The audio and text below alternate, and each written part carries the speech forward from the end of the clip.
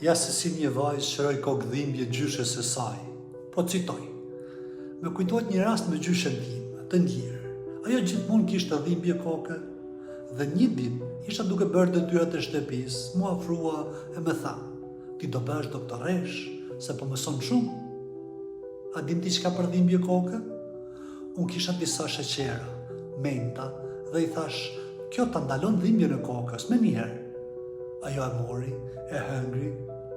Tha: "Ma jep edhe një për më vonë." "Po," i thash.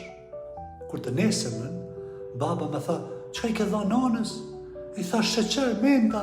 Kisha frikë mos i ka ndodhur diçka gjyshës.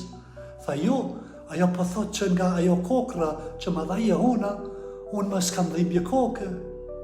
Pra, e shikoni o njerëz të dashur, kjo është 100% e vërtet në atë që ne besojmë në na shëron.